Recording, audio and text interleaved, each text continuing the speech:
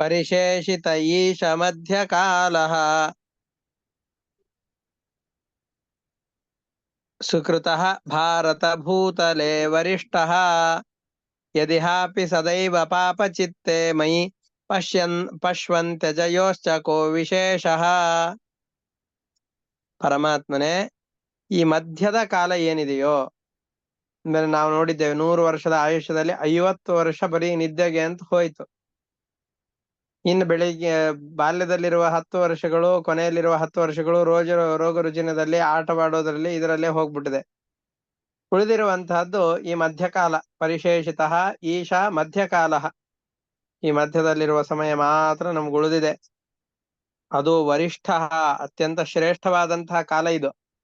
ಸುಕೃತಃ, ನಾವು ಮಾಡಿರುವ ಪುಣ್ಯದ ಫಲವಾಗಿ ಸಿಕ್ಕಿರುವಂತಹ ಯೌವನ ಇದು.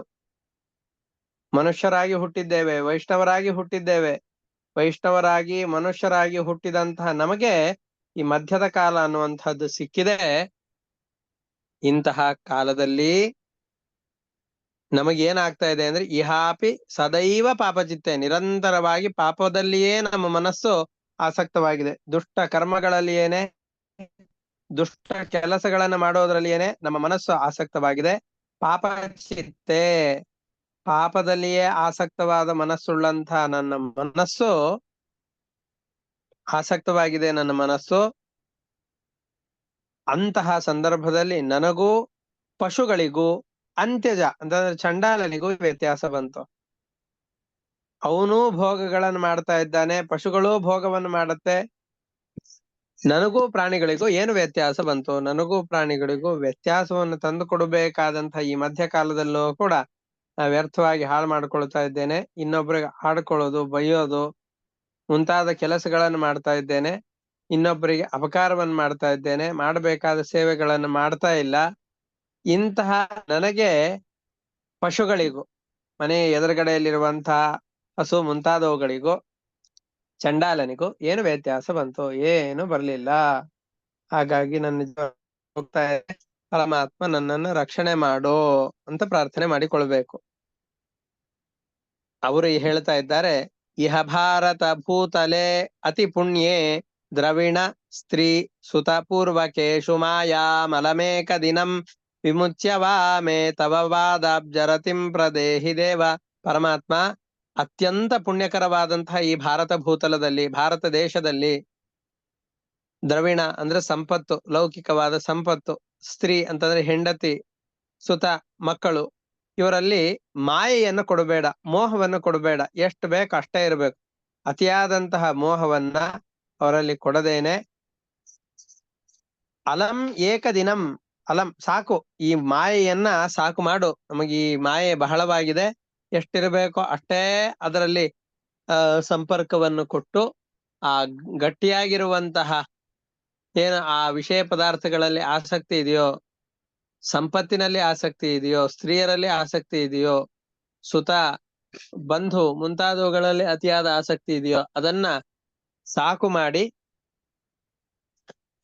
ಮೇ ನನಗೆ ತವ ಪಾದಾಬ್ಜ ರತಿಂ ಪ್ರದೇಹಿ, ನಿನ್ನ ಪಾದಗಳಲ್ಲಿ ಅತ್ಯಂತ ಆಸಕ್ತಿಯನ್ನು ಕೊಡು, ನನಗೆ ಈ ಲೌಕಿಕವಾದಂತಹ ಆಕರ್ಷಣೆಯನ್ನ ಸಾಕು ಮಾಡು ಅಂತ ಆ ಪರಮಾತ್ಮನನ್ನ ಪ್ರಾರ್ಥನೆ ಮಾಡ್ಕೊಳ್ತಾ ಇದ್ದಾರೆ. ಈಶಾ, ಇಡೀ ಜಗತ್ತಿಗೆ ಒಡೆಯನಾದಂತಹ ಪರಮಾತ್ಮನೇ, ಮಧ್ಯಕಾಲ ಪರಿಶೇಷಿತ, ಈ ಭಾರತ ಭೂತಲದಲ್ಲಿ ಮಧ್ಯಕಾಲ ಮಾತ್ರ ನಂದು ಉಳಿದಿದೆ. ಅದು ಪುಣ್ಯದ ಫಲದಿಂದ ಸಿಕ್ಕಂತಹದ್ದು, ಸುಕೃತಃ ಪುಣ್ಯದ ಫಲದಿಂದಾಗಿ ಸಿಕ್ಕಿರುವಂತಹದ್ದು. ವರಿಷ್ಠ, ಸರ್ವೋತ್ತಮವಾದಂತಹದ್ದು. ಭಾರತ ಭೂತಲದಲ್ಲಿ ಇಂತಹ ಸಮಯ ನನಗೆ ಪ್ರಾಪ್ತವಾಗಿದೆ. ಇಂತಹ ಸ್ಥಳದಲ್ಲಿ ಯದಿಹಾಪಿ ಸದೈವ ಪಾಪಚಿತ್ತೆ, ಇಂತಹ ಅದ್ಭುತವಾದಂತಹ ಅವಕಾಶ ಸಿಕ್ಕಾಗ್ಲೂ ಕೂಡ ನನಗೆ ಏನಾಗ್ತಾ ಇದೆ ಅಂತಂದು ಹೇಳಿದ್ರೆ,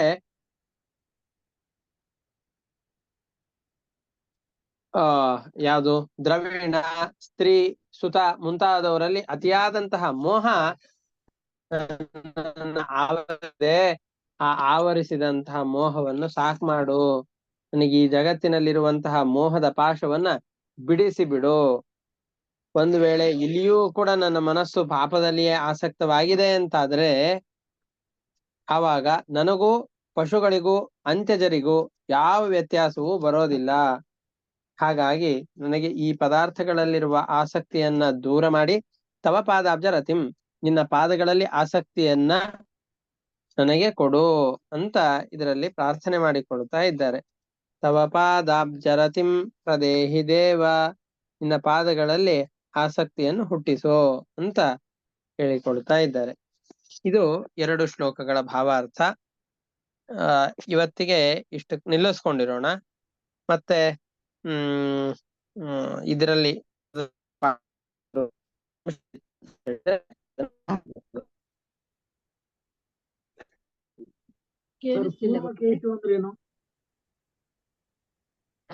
ನೀನ ಪೂರ್ವಕೇಶು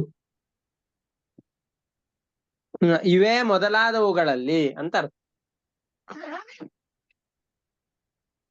ದ್ರವಿಣ ಅಂದ್ರೆ ಸಂಪತ್ತು, ಸ್ತ್ರೀ ಅಂತಂದ್ರೆ ಸ್ತ್ರೀಯರು ಅಂತಂದ್ರೆ ಅಂದ್ರೆ ಈ ಹೆಣ್ಮಕ್ಳಿಗೆ ತನ್ನ ಪತಿಯ ಮೇಲೆ ಅತಿಯಾದ ಆಸ್ತೆ, ಗಂಡನಿಗೆ ಹೆಂಡತಿಯ ಮೇಲೆ ಅತಿಯಾದ ಇವರು ನಮಗೆ ಅನಂತ ಕಾಲದವರೆಗೂ ಇವರೇ ಇರ್ತಾರೆ ಅನ್ನುವ ಭಾವನೆ. ಸೇವೆಯನ್ನು ಮಾಡ್ಬೇಕು, ಪ್ರೀತಿಯನ್ನು ಮಾಡ್ಬೇಕು, ಇದೆಲ್ಲ ಬೇಕು. ಆದ್ರೆ ಮಾಯ ಅತಿಯಾದ ಮೋಹವನ್ನು ಕೊಡಬೇಡ. ಮಕ್ಕಳಲ್ಲೂ ಅತಿಯಾದ ಮೋಹವನ್ನು ಇಡಬೇಡ. ಇವೇ ಮನೆ, ಮಠ, ಮಾಡಿದಂತಹ ಸಂಪತ್ತು ಮುಂತಾದವುಗಳಲ್ಲಿ, ಬಂಧು ಬಾಂಧವರಲ್ಲಿ ಅತಿಯಾದ ಮೋಹ, ಸಂಸಾರದ ಪಾಶಕ್ಕೆ ಸಿಲುಕಿಸುವಂತಹ ಯಾವ ಬಂಧಕಗಳಿವೆಯೋ ಅದರಿಂದ ನಮ್ಮನ್ನ ಪಾರು ಮಾಡು ಅಂತ ಹೇಳ್ತಾ ಇದ್ದಾರೆ. ಸ್ತ್ರೀ ಸುತಪೂರ್ವಕೇಶು ಮಾಯಾ. ಆಚಾರ್ಯರೇ, ಸುತ ಅಂದ್ರೆ ಏನು? ಸುತ ಅಂತಂದ್ರೆ ಮಕ್ಕಳು.